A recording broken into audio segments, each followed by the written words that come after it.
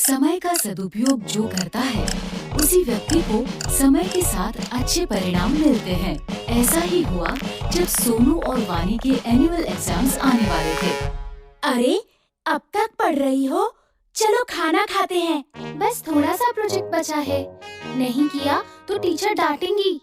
और अगले वीक से एग्जाम्स भी तो शुरू हो रहे हैं। वानी बहुत ही मेहनती और समय का सदुपयोग करने वाली बच्ची थी, जबकि उसका भाई सोनू बहुत ही लापरवाह और शैतान बच्चा था। हर काम कल पर टालता था। तुम्हारा प्रोजेक्ट हो गया? अभी से प्रोजेक्ट? वो तो 6 पीरियड में देना है। अभी भी 2 पीरियड बचे हैं। मैं झट से कर लूँगा।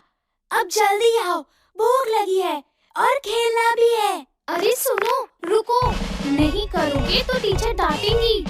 सोनू और वानी के मम्मी पापा हमेशा सोनू को वानी का उदाहरण देकर समझाते थे। देखो सोनू बेटा, अब तुम बड़े हो गए हो। खेल के साथ साथ तुम्हें अपनी पढ़ाई पर भी ध्यान देना चाहिए। हाँ मम्मी, कल से पक्का। सोनू, समय का सदुपयोग करना अपनी बहन से सीखो। देखो, समय से पढ़ती है, समय से खेलती है, आज का काम कल पर कभी नहीं टालती। आप देखना, मैं भी कल से पक्का ऐसा ही करूँगा। अभी जाऊँ खेलने, प्लीज। सोनू की लापरवाही दिन पर दिन बढ़ती ही जा रही थी और आखिरकार एग्जाम्स के दिन भी नजदीक आ ही गए। सोनू वानी की परीक्षा में अब केवल 2 दिन बाकी थे। बच्चों, अगले सोमवार से तो तुम दोनों की परीक्षाएं शुरू हो रही है ना? खूब मन लगाकर पढ़ो और अच्छे से परीक्षा दो। सोनू, मुझे तुम्हारी बहुत चिंता हो रही है बेटा। तुम हमेशा आज का काम कल पर टाल देते हो। पढ़ाई कल पर नहीं टालना। वानी की तरह सभी पाठ समय से पढ़ लेना, ठीक है? अरे पापा, परीक्षा में अभी पूरे 2 दिन बाकी है। मैं झट से पढ़ लूँगा सब कुछ। अभी तो मैं खेलने जा रहा हूँ। जब तक खेलूंगा नहीं, तब तक पढ़ाई भी समझ नहीं आएगी।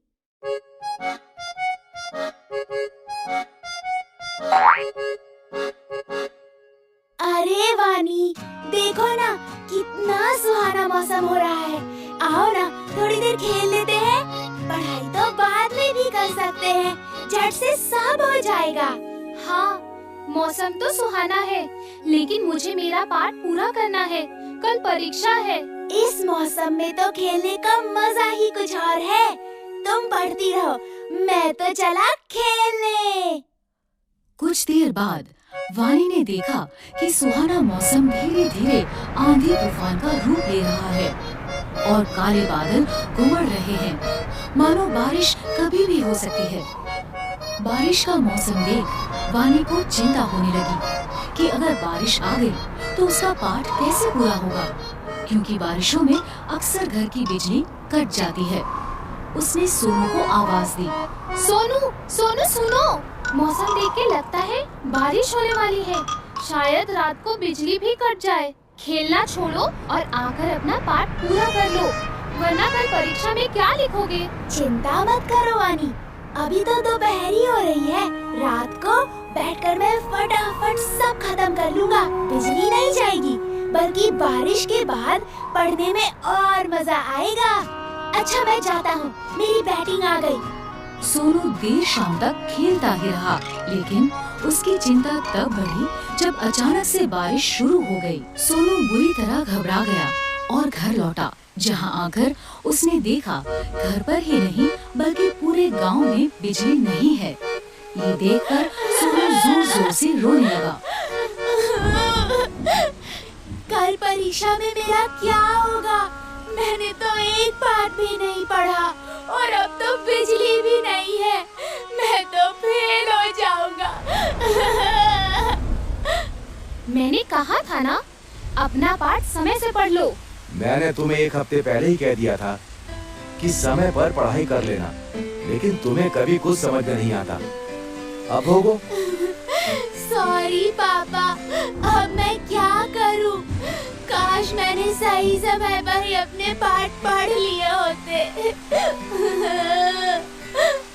उसे समझ आ गया था कि उसकी लापरवाही के कारण उसके पास अब पढ़ने का समय बचा ही नहीं। रोने से अब कुछ नहीं होगा। अब समझ आया कि सब तुम्हें क्यों समझाते थे। अब रोना बंद करो और चलो मेरे साथ। मैंने अपनी पढ़ाई समय पर ही पूरी कर ली थी। मैं तुम्हें सारा पाठ समझा दूंगी और याद भी करवा दूंगी। चलो। अगले दिन दोनों बच्चे खुशी खुशी परीक्षा देने गए। जो समय का करे सम्मान, भविष्य में वो कहलाए महान।